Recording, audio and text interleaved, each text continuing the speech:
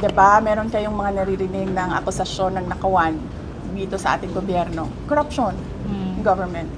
Naririnig nyo ba na millions ang ninanakaw? Hindi, di ba? Ang naririnig nyo, billions ang ninanakaw sa budget natin. Alam nyo bakit 150 million lang yon?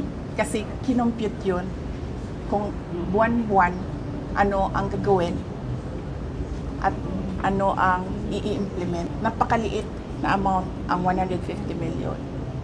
So bakit kami magnanakaw ng 150 million? Ang nakawan sa gobyerno, billion-billion. Ginamit yun sa trabaho.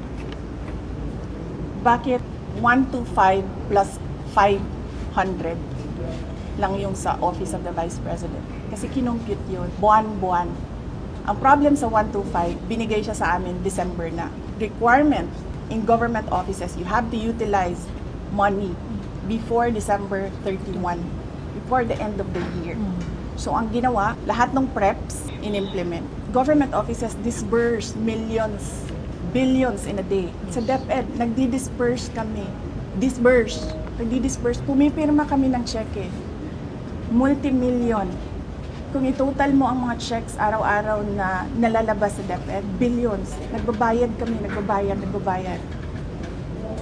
So, bakit nila kine-question yung pagbabayad? That is part of work of government offices to disperse money every day and pay obligations. Ginamit yun sa trabaho.